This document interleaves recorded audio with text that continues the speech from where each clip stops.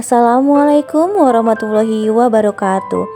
Salam dan bahagia untuk Bapak Ibu guru hebat. Perkenalkan, saya calon guru penggerak angkatan 11 Yunike Ardiana, Sarjana Pendidikan dari UPTD SD Negeri Putra Aji II, Sukadana, Lampung Timur. Dengan fasilitator Bapak Dr. Andes Joko Siwidi, Magister Manajemen dan pengajar praktik Ibu Tin Indria, Sarjana Pendidikan. Pada kesempatan kali ini, saya akan memaparkan tugas aksi nyata modul 1.4 Budaya Positif. Adapun tujuan pembelajaran, calon guru penggerak dapat menyampaikan pembelajaran dari penerapan konsep inti dari modul budaya positif serta pemahaman mereka mengenai konsep-konsep inti dalam modul budaya positif dengan rancangan tindakan untuk aksi nyata sebagai berikut. Latar belakang, konsep inti dari budaya positif belum dipahami secara merata oleh seluruh warga sekolah, sehingga lingkungan sekolah yang positif bagi murid belum dapat tercipta dengan baik. Berdasarkan belum meratanya pemahaman tersebut, maka perlu dilaksanakan sebuah aksi nyata dalam bentuk berbagi praktik baik tentang pemahaman budaya positif agar segera diterapkan budaya positif di lingkungan sekolah. Tujuan 1. Meningkatkan pemahaman warga sekolah tentang budaya positif. 2. Terbentuknya motivasi intrinsik pada murid melalui pembuatan keyakinan kelas atau sekolah. 3. Mengambil posisi kontrol sebagai manajer dan melaksanakan segitiga restitusi dalam menyelesaikan masalah.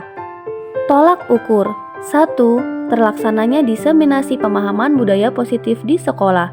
2. Terciptanya keyakinan kelas melalui kesepakatan yang dilakukan oleh wali kelas dan murid.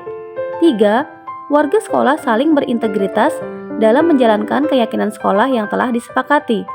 4. Guru mampu menerapkan posisi manajer dan menggunakan segitiga restitusi dalam menyelesaikan permasalahan. Lini masa tindakan 1. Menghadap kepala sekolah untuk menjelaskan pentingnya pemahaman budaya positif dan keyakinan kelas atau sekolah, serta meminta izin kepala sekolah untuk mendiseminasikan bersama rekan guru. 2. Mengumpulkan rekan guru untuk melakukan diseminasi pemahaman materi budaya positif, keyakinan kelas dan segitiga restitusi. 3. Melakukan diseminasi konsep budaya positif. 4. Menyusun keyakinan kelas dan menempelkannya di dinding kelas. 5. Memantau, merefleksi, dan mengevaluasi keyakinan kelas yang telah dibuat. Selanjutnya, mari kita lihat rekaman video diseminasi yang telah saya laksanakan.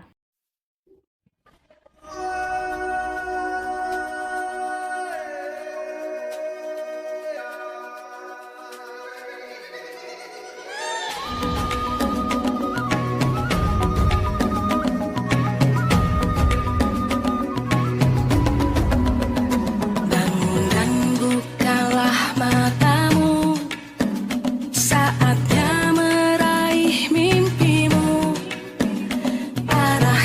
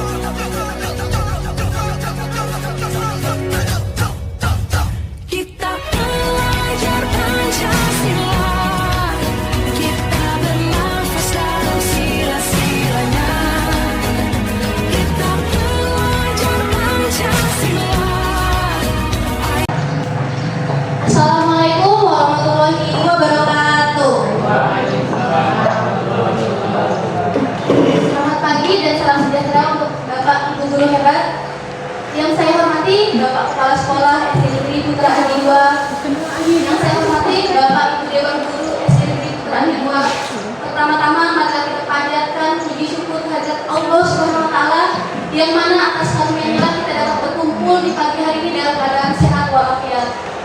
Tak lupa salawat beserta salam kita curahkan kepada Nabi besar Muhammad SAW yang mana telah membawa kita dari zaman yang penuh kebodohan ke zaman yang sekarang yang terang benderang. Semoga kita mendapat syafaatnya di yaumil akhir.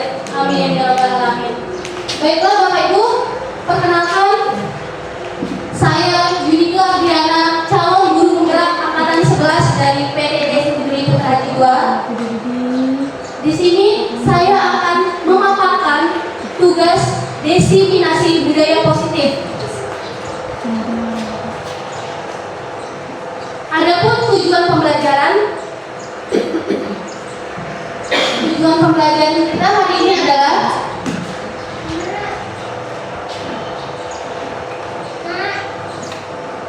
calon guru penggerak dapat menyampaikan pembelajaran dari penerapan konsep inti dari modul budaya positif yang kami pelajari serta pemahaman kami, saya sendiri khususnya mengenai konsep-konsep inti dalam modul budaya positif.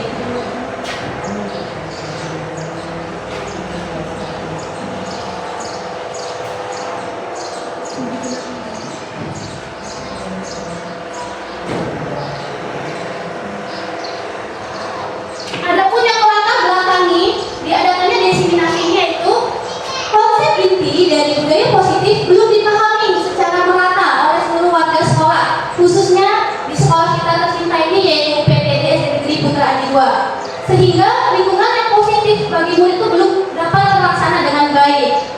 Berdasarkan belum meratanya pemahaman tersebut, maka perlu dilaksanakan sebuah aksi nyata dalam bentuk berbagai praktik baik yang saya sudah dapatkan selama saya belajar di dalam pendidikan guru penggerak ini tentang pemahaman budaya positif agar segera kita terapkan di sekolah kita ini.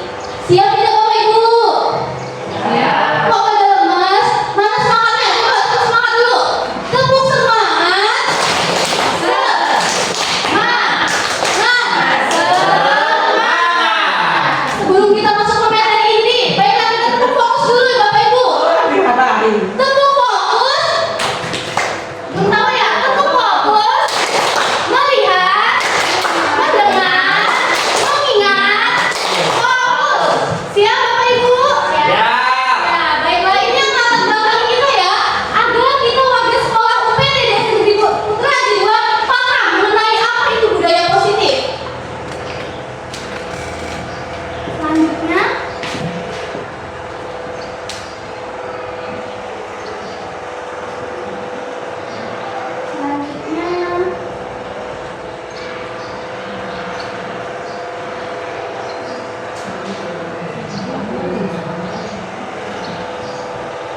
tujuan dari diadakan diseminasi ini yaitu pertama, meningkatkan pemahaman warga sekolah tentang budaya positif. Sebelum kita masuk tujuan kedua, saya tanya dulu, apakah menurut Bapak Ibu pengertian budaya positif itu? Menurut pendapat Bapak Ibu? Ya Pak, silakan.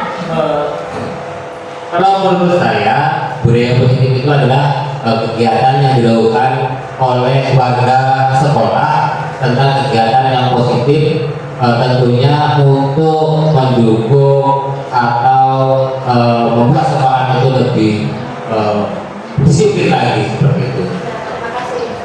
Luar biasa sekali jawaban dari Bapak Budi. Iya ya, adalah suatu penerapan yang akan kita lakukan di lingkungan sekolah agar masyarakat kita, warga sekolah kita lebih disiplin lagi, terutama dalam hal belajar dan terutama waktu ya. Kedua, terbentuknya motivasi intrinsik pada murid melalui pembuatan keyakinan kelas. Jadi untuk penerapan ini murid itu tidak mengalami penekanan atau takut mendapatkan hukuman, harus ada dari dalam dirinya. Yang ketiga, tujuan dari diseminasi ini mengambil posisi kontrol sebagai manajer dan melaksanakan segitiga restitusi dalam menyelesaikan masalah. Tolak ukurnya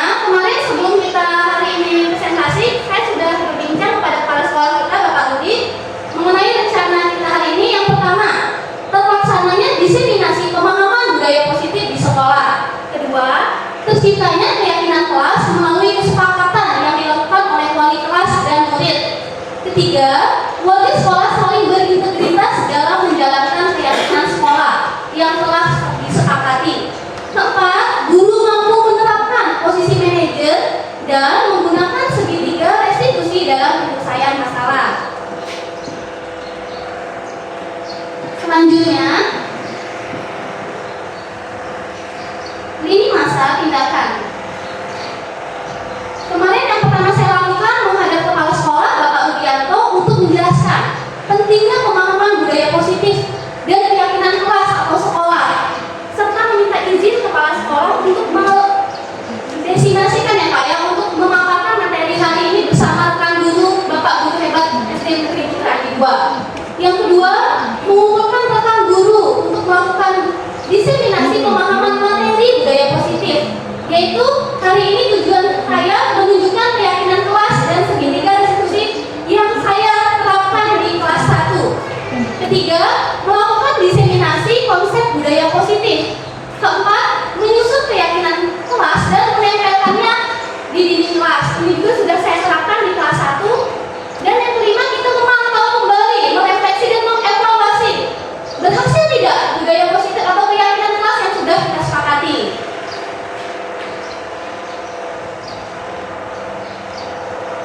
Kemudian di sini kita masuk ke materi inti. Pada ngantuk nggak Bapak Ibu? Silakan dinikmati makan dan minumnya. Kita santai ya Bu. Ini banget apa? Budaya positif tersebut dapat dilaksanakan dengan menerapkan konsep-konsep inti. Jadi di dalam budaya positif ada beberapa konsep inti. Yang pertama, disiplin positif dan nilai-nilai kebajikan universal. Kedua, teori motivasi, hubungan, penghargaan dan restitusi. Ketiga,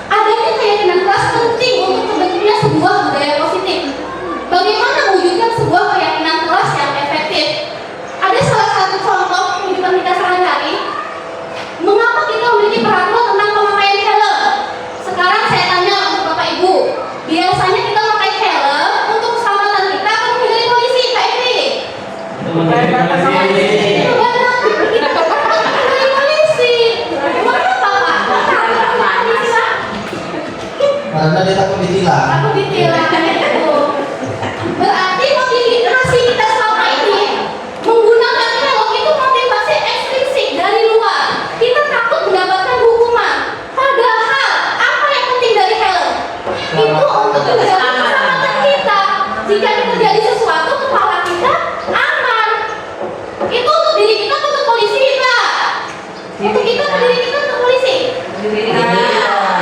Nah itu contoh kecilnya seperti itu. Dan waktu zaman corona kita wajib memakai masker. Itu untuk apa? Agar kita terhindar dari virus. Tapi kenapa kita pakai masker? Hanya takut ditegur. Jadi kita sekarang belajar budaya positif untuk memunculkan motivasi yang ketiga, yaitu mulai dari diri sendiri, bukan untuk mendapatkan hukuman ataupun pujian. Lanjut ya Bapak Ibu. Ada pertanyaan sampai sini? Di sini terakhir, nilai-nilai keselamatan atau kesehatan inilah sebagai suatu keyakinan. Jadi bukan peraturan ya Bapak Ibu pakai helm itu, tetapi keyakinan agar kita menjaga diri kita.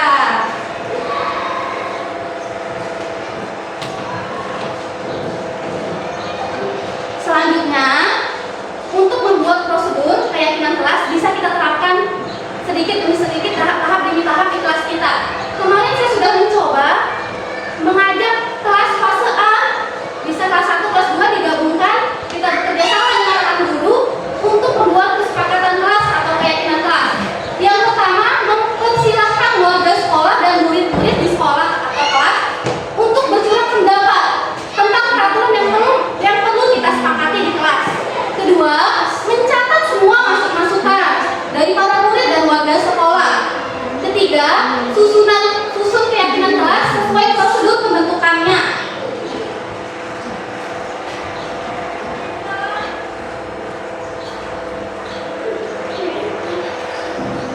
Nih, ini yang sudah kita terapkan di kelas 1. Langkah awal, kita bertanya dulu peraturan kelas kita. Kita mengajak anak-anak kita. Kemarin alhamdulillah, yang tadinya saya ragu untuk menerapkannya di kelas 1 ternyata bisa. Saya bilang sama anak-anak, nah sebelum kita belajar kita harus apa? Berdoa. Berarti pertama peraturan dulu ya sebelum keyakinan. Jangan lupa berdoa sebelum dan sesudah memulai pelajaran. Kedua, karena anak kelas 1 khususnya anak SD ini sering mengejek nama orang tua. Di sana ada peraturan tulis jangan mengejek nama orang tua. Kemudian biasa dilakukan kelas 1 itu makan di kelas. Di sana juga ada jangan makan dan sebagainya. Dari sini, ini peraturan kelas kita buat menjadi. Jadi saya membagikan post-it pada anak-anak. Kalimat positif, negatif itu kalimat negatif ya Bu. Kata jangan itu kalimat negatif. Jadi di benak anak-anak ketika ada jangan, oh berarti jangan dilanggar. Kita buang kata negatif itu menjadi kalimat positif. Bagaimana caranya? Kita ubah kata jangan jadi misalnya jangan lupa berdoa. Jangan diubah jadi apa Bapak Ibu? Berdoa sebelum dan sesudah memulai pelajaran. Selanjutnya apa Bapak Ibu? Jangan mengejek nama orang tua. Kita ganti kalimat positifnya. Menghargai nama orang tua teman kita dan seterusnya. Sampai sini paham tidak? Jadi dari peraturan kita ubah ke kalimat positif. Kemudian nilai kebajikannya apa? Contoh helm tadi. Tadi kita pakai helm untuk apa Bapak Ibu? Menjaga keselamatan. Berarti nilai kebajikannya keselamatan. Kemudian tujuan kita memakai masker apa Bapak? Untuk kesehatan. Berarti nilai kebajikannya menjaga kesehatan. Contoh lagi, membuang sampah pada tempatnya. Itu berarti kebersihan. Untuk yang berdoa tadi itu nilai apa Bapak Ibu? Religius bisa ya. Jadi kita masukkan nilai-nilai itu menjadi kalimat positif dan dihubungkan dengan nilai-nilai kebajikan universal. Sampai sini paham Bapak Ibu? Alhamdulillah. Selanjutnya setelah keyakinan kelas, kebutuhan dasar. Kita ini Bapak Ibu dalam hidup bukan hanya anak kecil dari yang baru lahir sampai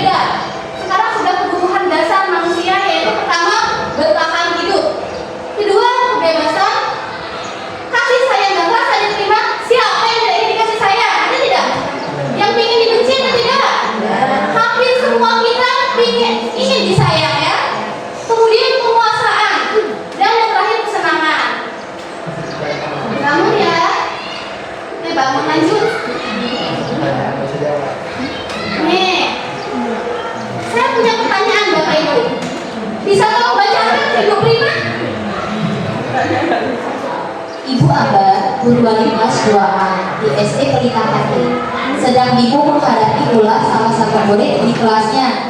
Doni berharap anak kelas 2A telah datang pada yang mengeluhkan Doni yang seringkali meminta bekal makan siang mereka dengan paksa. Jika Anda menghadapi situasi seperti Ibu Ambar, apa yang Anda lakukan menurut Anda jika apa alasan Doni melakukan itu? Terima kasih Bu Tina. Ya, ini kita ada pertanyaan nanti Bapak Ibu. Jika kita di posisi Ibu Ambar, kita ada salah satu siswa yang sering merebut bekal temannya. Kira-kira apa yang kita lakukan? Ada yang mau menjawab? Ibu Putri? Ibu Iis? Kira-kira apa yang kita lakukan? Sebagai Ibu Ambar, Ibu Hana bisa membantu. Jika Ibu menjadi Ibu Ambar, apa yang Ibu lakukan? Jika ada siswa yang sering merebut bekal temannya, menasihati siswa tersebut agar siswa tersebut tidak mengulanginya kembali. iya, Masya Allah ya. Jadi yang pertama kita menasihati. Sering tidak kita menemukan siswa seperti ini? Sering sekali ya Bapak Ibu. Kita lanjut.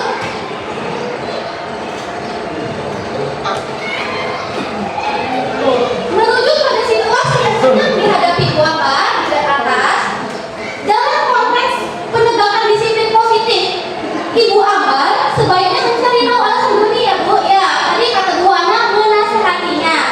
Mencari tahu pasti Doni punya alasan untuk melakukan tindakan tersebut, mengetahui kebutuhan mana kira-kira dari 5 kebutuhan tadi. Jika Doni itu sering mengambil makanan temannya, kebutuhan dasar mana yang tidak dipenuhi Pak? Kira-kira kalau orang kelaparan itu kebutuhan dasar apa ya Bapak Ibu? Kebutuhan bertahan hidup. Kita tidak tahu apakah si Doni ini sudah sarapan atau belum. Jika mau sarapan di sekolah, apakah dia membawa uang? Kita tidak tahu. Jadi pasti si Doni ini bukan karena dia apa, tapi karena dia punya alasan melakukan tindakan tersebut. Mungkin dia kurang perhatian, dia mencari perhatian terhadap teman-temannya. Di dalam penerapan budaya positif ini, kita akan menghubungkan konsep tersebut dengan disiplin positif, yaitu ada tujuan di balik sebuah perilaku manusia. Salah satunya adalah memenuhi kebutuhan dasar. Lanjut. Konsep inti yang selanjutnya yaitu 5 posisi kontrol. Sebagai guru, kita pasti pernah semua menjadi posisi kontrol di depan. Ada 5 posisi kontrol. Yang pertama, guru sebagai penghukum. Ada tidak yang sering menghukum anak-anak? Saya sendiri termasuk sering menghukum ya Bapak Ibu. Saya sadar saya sering memberi hukuman kepada anak-anak. Itu tidak baik Bapak Ibu. Setelah saya belajar di pendidikan guru penggerak, ternyata memberi hukuman itu salah satu perbuatan yang harus dihindari kita sebagai seorang guru. Yang kedua, guru sebagai pembuat merasa bersalah. Ada yang paham artinya apa? Contoh, jika ada siswa kita lagi menjelaskan, terus ada yang main. Kita temui siswa itu, nak, ibu kecewa sama kamu. Kita mau ungkapkan isi hati kita kecewa tuh, ibu. Jadi ibu sedih. Itu kita membuat merasa bersalah, membuat siswa itu merasa bersalah atas ucapan yang kita ucapkan ke mereka. Ketiga, guru sebagai teman. Ada tidak? Biasanya kalau guru SMP, SMA biasanya membuat guru sebagai teman. Tetapi itu tidak baik. Kenapa? Takutnya tidak ada batas, tidak ada batasan dan membuat kita kurang dibawa dan murid malah tidak ini menghargai kita ya. Yang keempat, ini bisa dipakai guru sebagai pemantau. Sebagai pemantau tuh, oh anak itu disiplin. Jadi misalnya anak itu tadi masih memberi hukuman, biasanya yang pemantau ini. Kalau yang menaati dia lebih ke pemantau. Dan yang terakhir, guru sebagai manajer. Seperti apa? Kita lihat. Salah. Ya, kita kembali ke kasus lagi. Bisa tolong dibacakan Bapak Budi? Ya, tidak nonton. Sabrina hari itu bangun terlambat dan terburu-buru sampai di sekolah. Dia pun akhirnya sampai di gerbang sekolah, tapi baru menyadari kalau tidak menggunakan sepatu hitam seperti tertera di peraturan sekolah. Di depan pintu kelas, Bapak Lukman memperhatikan sepatu Sabrina yang berwarna coklat. Sabrina berusaha menjelaskan bahwa dia terburu-buru dan salah menggunakan sepatu. Pak Lukman menanyakan Sabrina, apa peraturan sekolah tentang serangga warna sepatu? Sabrina menjawab, sudah mengetahui sepatu harus berwarna hitam, namun terburu-buru dan salah mengenakan sepatu. Selain tidak mungkin kembali pulang karena rumahnya jauh sekali, Pak Lukman tetap bersikeras pada peraturan yang berlaku dan mengatakan, ya sudah, kamu sudah melanggar peraturan sekolah, kamu salah, sudah terlambat, salah pula warna sepatunya, segera buka sepatumu, kalau tidak mengenakan warna sepatu sesuai peraturan, kamu saya hukum. Masih ada lanjutan ya Pak? Sabrina meminta maaf dan memohon kembali kepada Pak Lukman agar tetap dapat mengenakan sepatunya dan berjanji tidak akan mengulangi kesalahannya. Namun Pak Lukman tetap tidak mau tahu. Tidak, kamu telah melanggar peraturan sekolah. Kamu kalau tidak sanggup ambil sepatu di rumah atau diantarkan sepatu ke sekolah, ya sudah, kamu tidak bersepatu saja seharian di sekolah. Sekarang cepat sepatumu dan silakan belajar tanpa sepatu seharian. Sabrina pun dengan berat hati mencopot sepatunya dan memberikannya kepada Pak Lukman. Seharian dia tidak berani berkeliling sekolah karena malu dan lebih banyak berdiam diri di kelas tanpa alas sepatu. Makasih Pak. Dari kasus Sabrina ini, kira-kira posisi Pak Lukman tadi sebagai apa Bapak Ibu? Penghukum. Bagus tidak Bapak Ibu? Tidak. Bagus ya. Dia menanyakan tidak alasan Sabrina. Sabrina bahkan sudah meminta maaf, tetapi tidak ada konsekuensi dari Pak Lukman. Pernah tidak kita seperti ini? Mungkin pernah tanpa kita sadari ya, karena kita mungkin berharap sekolah disiplin, tetapi jalannya salah. Kasihan, yang ada Sabrina yang malah beban mental buat Sabrina. Lanjut ya Bapak Ibu. Dalam kasus Sabrina tadi, sikap posisi yang diambil Pak Lukman yaitu benar, yaitu sebagai apa Bapak Ibu? Penghukum. Kemudian apa sih indikatornya? Di sana indikatornya si Pak Lukman ini menggunakan hukuman verbal, yaitu dengan nada suara tinggi. Tidak, kamu sudah salah ya. Jadi dia tidak mau tahu apa alasan Sabrina. Di sini Pak Lukman bersikeras. Kamu salah, sudah terlambat, salah pula warna sepatunya. Jadi di sini kita tahu nada yang tinggi dari kata-katanya ini Bapak Ibu ya. Paham sampai sini Bapak Ibu? Contoh seorang guru yang menerapkan posisi kontrol sebagai penghukum itu tidak baik. Lanjut ya.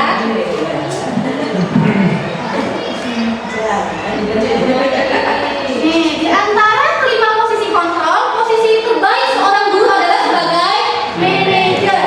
Jika kita memposisikan diri sebagai manajer, maka dapat menyelesaikan suatu permasalahan murid bersama, mempersilahkan murid bertanggung jawab dan mendukung murid agar dapat menemukan solusi atas permasalahan mereka. Posisi manajer mengacu pada restitusi yang dapat menjadikan murid belajar manajer bagi dirinya sendiri. Lanjut. Ini Bapak Ibu, yang terakhir konsep inti dari budaya positif yaitu menerapkan segitiga restitusi. Dalam manajer tadi kita menerapkan ini dalam penyelesaian masalah. Yang pertama kita menstabilkan identitas, kedua validasi tindakan yang salah, dan ketiga menanyakan keyakinan. Biar Bapak Ibu tidak bingung, kita langsung saja ke kasus ya.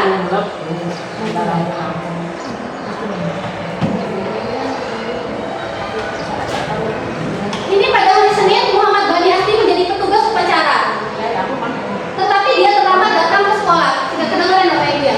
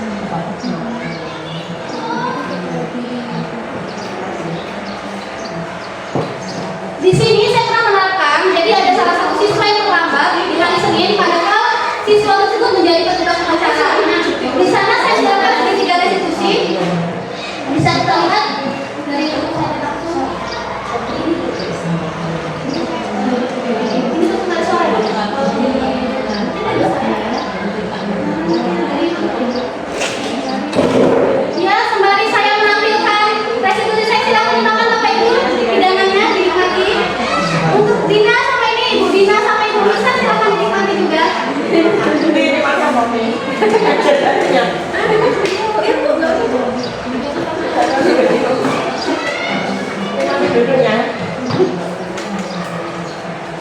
sini bisa Bapak Ibu subscribe channel YouTube saya Yuni Kaldiana. Bisa di sana banyak kasus-kasusnya.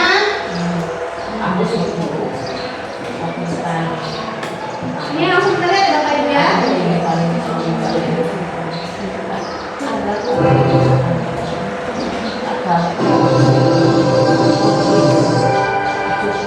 Assalamualaikum warahmatullahi Sambil memperkenalkan video fasilitas hewan saya Bapak Dr. Adel Joko Sumidi Medisa Teknomen dan ibu pengajar kami saya Ibu Siti Mutia. Mereka yang membimbing saya selama belajar di dalam pendidikan guru penggerak ini.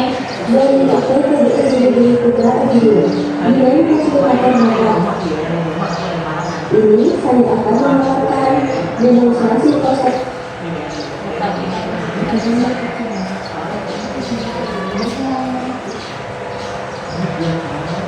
dalam menyelesaikan permasalahan. Di sini saya menggunakan segitiga diskusi. Yaitu 1. Responsabilitas 2. Validasi tindakan yang salah.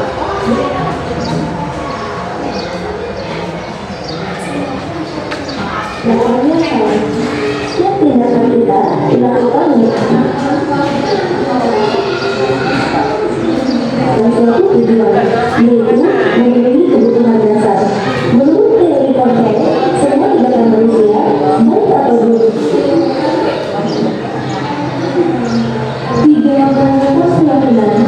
Teori kausal menyatakan bahwa kita pada dasarnya komunikasi secara internal ketika identitas sukses telah tercapai pada langkah 1 dan perilaku yang salah telah divalidasi pada langkah 2, maka anak akan siap untuk dibuka dengan dia.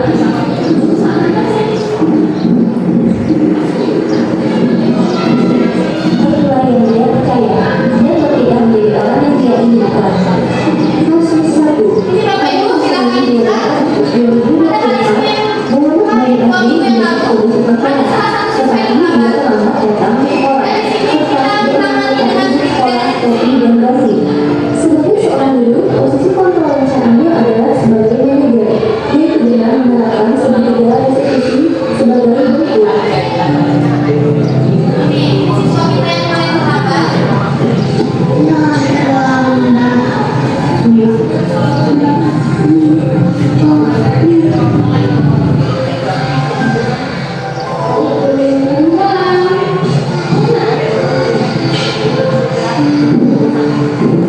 Tapi kalau tidak alasan melakukan ini, tidak. Tadi kami dari sekolah tidak saya. Bukan tadi namanya. Tadi kan tidak dan ketika dulu masuk ini ketika dulu, dan tadi kita menggerakkan. Aku sebenarnya sudah. Di sini ada kata apakah tidak memberi benar. Jadi kita tanya benar tersebut ya Bapak Ibu ya. Wajar saya itu membawa kesalahan. Tapi dari biasa kan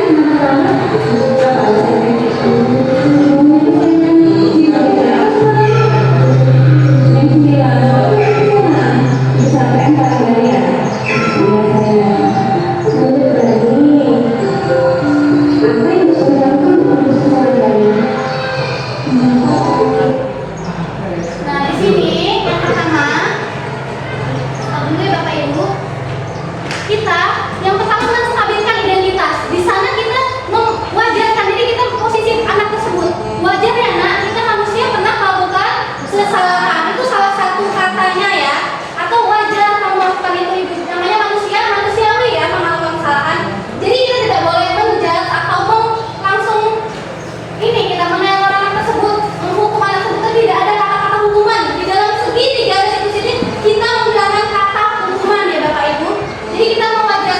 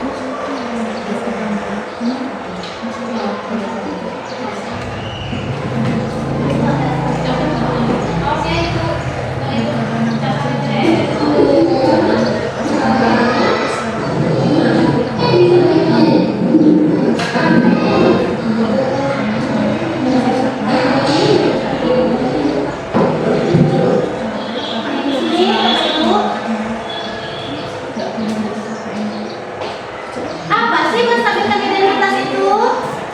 Menstabilkan identitas dilakukan berdasarkan prinsip bahwa membuat kesalahan adalah bagian dari pembelajaran. Kita tahu itu salah. Nah, nanti ketika kita pernah melakukan kesalahan ya Bapak Ibu, ada kata-kata kita belajar dari kesalahan. Paham Bapak Ibu? Bertujuan untuk mengubah identitas anak dari orang yang gagal karena melakukan kesalahan menjadi orang yang sukses. Ada tidak orang sukses Bapak Ibu? Orang yang sukses pun pasti pernah mengalami kegagalan. Begitupun anak. Jadi ketika dia melakukan kesalahan itu harus menstabilkan identitasnya. Itu yang hal yang wajar ya Bapak Ibu. Selanjutnya memvalidasi kesalahan. Validasi tindakan yang salah. Setelah kita menstabilkan identitas tersebut, kemudian kita memvalidasi tindakan yang salah dilakukan berdasarkan prinsip bahwa setiap tindakan kita dilakukan dengan suatu tujuan. Contoh yang tadi Doni, dia mengambil makan temannya karena punya alasan. Menurut teori kontrol, semua tindakan manusia memiliki tujuan tertentu. Seorang guru yang memahami teori kontrol pasti akan mengubah pandangannya dari teori stimulus respon ke cara berpikir proaktif yang mengenali tujuan dari setiap tindakan. Selanjutnya kita menanyakan keyakinan Bapak Ibu. Di sini kita menanyakan keyakinan dilakukan dengan tujuan memberi pertanyaan-pertanyaan bermakna pada murid untuk memunculkan motivasi secara intrinsik. Contoh yang 3 tadi ya Bapak Ibu. 3 perilaku manusia tadi, yang pertama mendapatkan ingin menghindari hukuman, kedua ingin mendapat penghargaan atau pujian, dan ketiga memunculkan motivasi intrinsik yaitu yang atas kesadaran diri sendiri. Di sekolah kita mengaitkannya dengan keyakinan, dengan tindakan yang salah, keyakinan yang telah kita sepakati.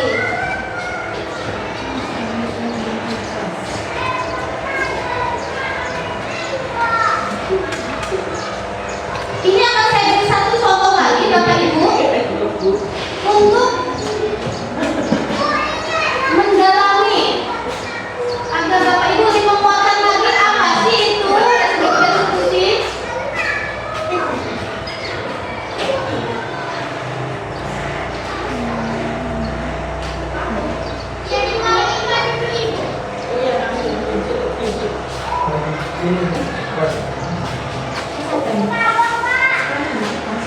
Assalamualaikum. Apa itu? Langkah restitusi tidak ada. Pertanyaan selanjutnya, dalam kasus di atas, posisi apakah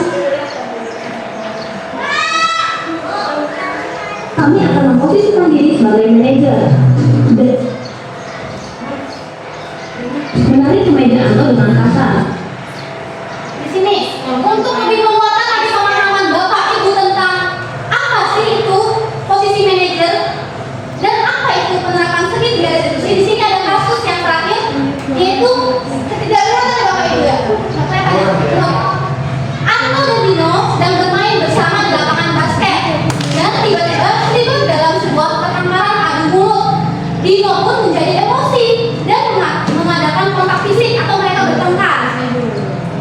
Kemudian si Dino menarik meja Anto dengan kasar sampai 3 kancing bajunya terlepas. Pada saat itu, guru pikir langsung melerai mereka dan membawa mereka ke ruang kepala sekolah. Ibu Tuti sebagai kepala sekolah berupaya menenangkan mereka. Kita lihat lanjut ya. Sampai 3 kancingnya terlepas. Pada saat itu, guru piket langsung melerai mereka dan membaiki kesalahan yang telah dilakukan terhadap anak.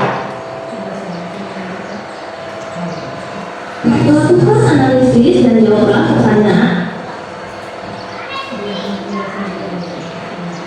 Yang dilakukan Ibu Suti sudah sesuai dengan segitiga resolusi, yaitu bersama murid mempertanggungjawabkan perilaku mereka dan mendukung murid untuk menemukan solusi atas permasalahan mereka sendiri. Dalam kasus tersebut, bagaimana Dino dikuatkan? Bagaimana itu dikuatkan oleh Ibu Suti? Dino dikuatkan oleh Ibu Suti dengan bertanya, Dino, membuat kesalahan adalah hal yang manusiawi.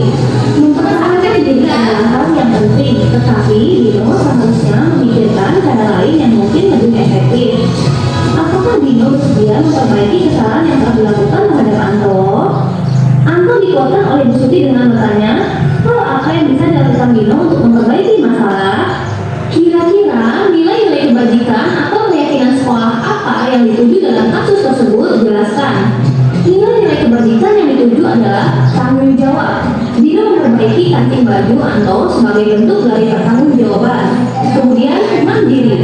Dino belajar menjahit baju Anto yang telah dirusak Dino. Selanjutnya saling menghargai.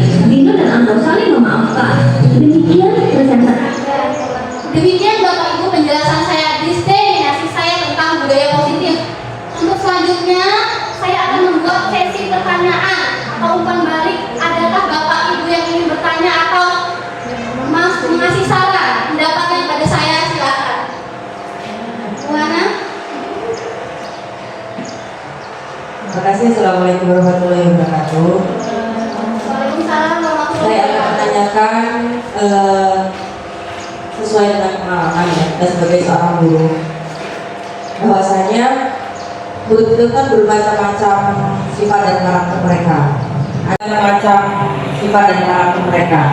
Ada siswa yang kalau kita nasihati langsung turun, ada yang bandel, ada yang mengabaikan. Gitu. Nah, apa sih? Bagaimana cara kita untuk memberikan konsekuensi kepada anak-anak yang memang susah untuk dinasihati? Contoh misalnya nih, kita nggak boleh pakai hukuman fisik, kita nggak boleh pakai hukuman verbal dan lain-lain. Nah, kita misalnya memberikan konsekuensi, akan ada konsekuensinya. Misalnya kita memberikan pilihan hafalan atau tulis surat-surat pendek gitu ya. Nah, saya mau ini Bu menghafal misalnya. Nah, seandainya dia mengulanginya kembali, kemudian dia tidak memenuhi konsekuensinya, apa yang kita lakukan sebagai seorang guru? Terima kasih untuk pertanyaan yang luar biasa Ibu Hananya. Ibu Hana tadi bertanya bagaimana konsekuensi jika kita sudah menerapkan tetapi masih ada murid yang melanggar. Ya, kalau menurut saya pribadi, ini kita tidak bisa melakukannya instan. Kita harus bertahap. Tidak mungkin misalnya ada anak mengalami kasus ini kita nggak mungkin langsung selesai. Kalau begitu tidak ada gunanya berbeda ya Bu ya. Di sana kita berkolaborasi. Jadi kita panggil anak tersebut, kita tanyakan lagi. Kalau keyakinan kelas ini dilanggar, kira-kira apa nak? Apalagi mau ini? Kalau misalnya dia cuma janji-janji kan pasti anak kelas 1 ya Bu, kelas masih SD kayak seperti itu. Jadi kita butuh juga rekan itu bertanya setawarkan sejawat bagaimana penanganannya jika anak ini masih melanggar ya Bu ya. Itulah pentingnya kolaborasi. Dan kita lebih menanamkan lagi ke siswa, yaitu kita evaluasi apakah keyakinan kelas ini kita ini berat diterapkan, apakah berat ditaati semua murid sehingga mereka selalu melanggar. Yaitu kita menanyakan, yaitu sekali lagi bertahap ya Bapak Ibu.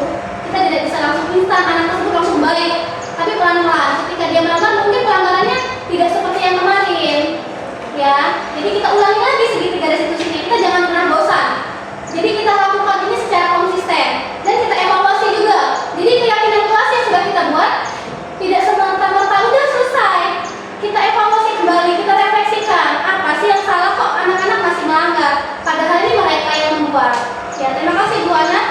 Untuk Bapak Ibu yang lain, apakah ada yang ingin bertanya atau memberikan tanggapan, memberikan saran pada saya? Ibu Istiqomah?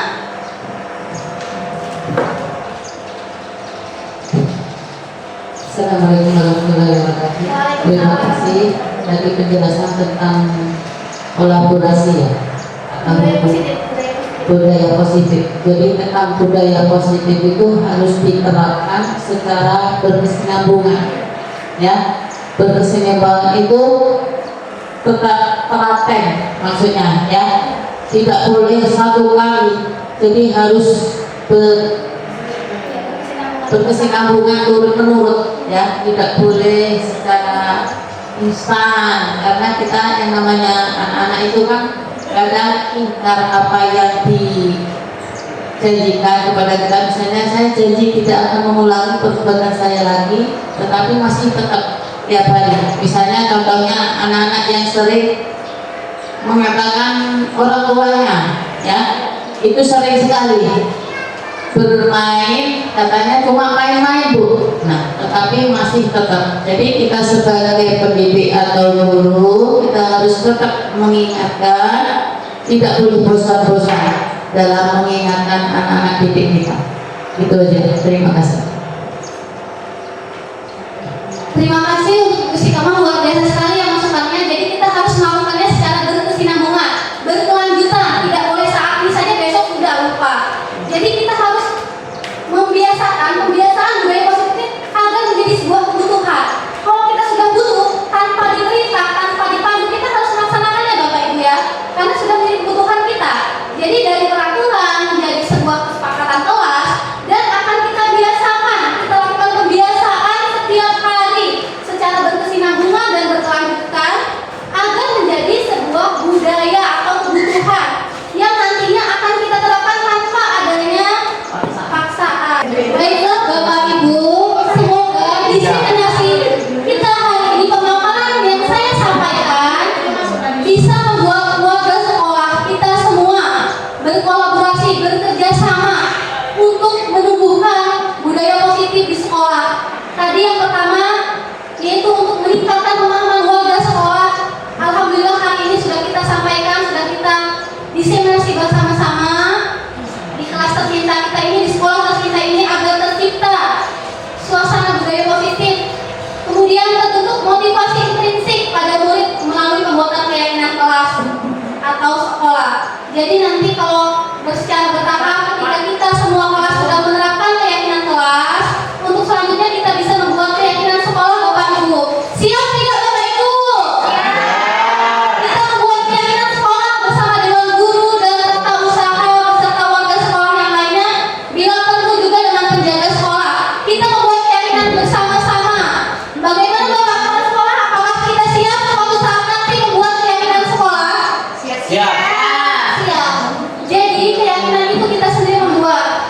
Dan semoga pemaparan saya hari ini, diseminasi saya hari ini dapat membuat kesadaran intrinsik dari pribadi kita bahwa sebagai manusia kita adalah seorang guru. Di sini sudah menjadi tugas kita memberi contoh teladan yang baik buat murid kita, yaitu kita pun harus memberikan contoh terlebih dahulu.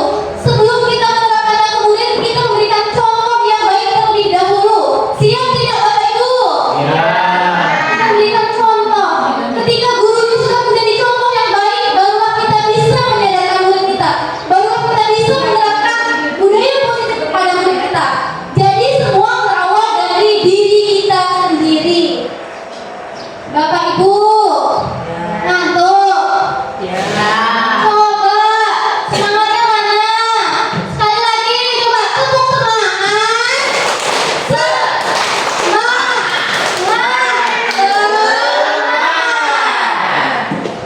Coba kalau saya bilang apa kabar hari ini Bapak Ibu? Alhamdulillah, luar biasa. Pada ngantuk ya, coba berdiri dulu, kita senam otak dulu. Kupingnya mau membantu stretchingnya. Kupingnya. Ada bisa Kak Evi stretchingnya? Bisa. Ayo Evi ya. Oh, terima kasih Bu Tina membantu untuk melatih konsentrasi. Kalau saya bilang, kalau saya bilang itu pagi ini ya, kalau pagi dia tepuknya 2 kali, kalau siang tepuknya 3 kali, kalau sore tepuknya 1 kali. Yuk, tepuk siang. Bisa nggak tuh? Iya. Kalau saya bilang tepuk pagi, 2 ya. Tepuk sore. Iya, terima kasih. Terima kasih Bu Rina. Nanti Bapak Ibu berdiri dulu.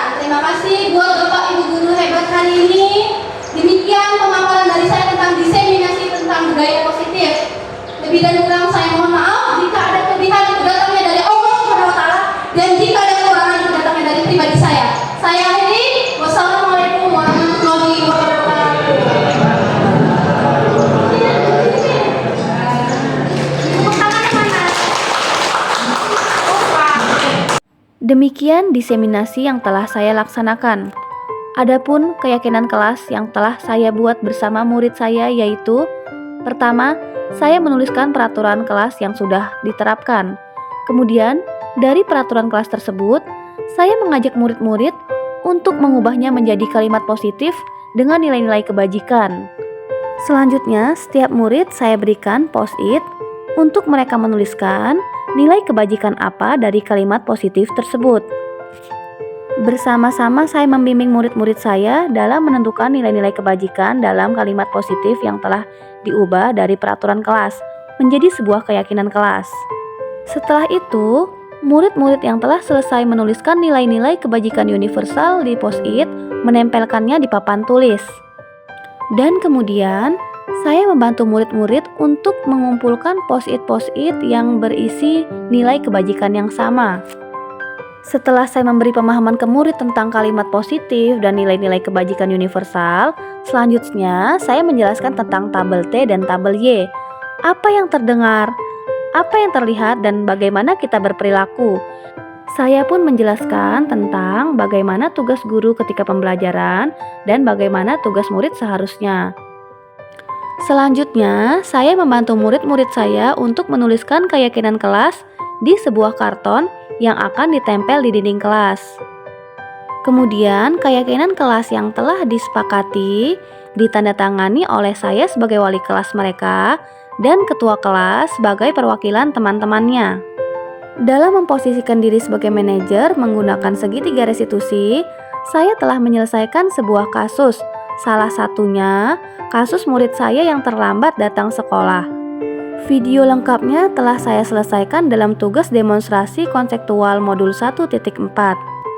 Demikian pemaparan saya kali ini tentang tugas aksi nyata modul 1.4 budaya positif. Semoga video ini bermanfaat. Saya akhiri. Wassalamualaikum warahmatullahi wabarakatuh. Akhir kata, semoga kita tergerak, lekas bergerak, dan mari kita menggerakkan. Salam guru penggerak.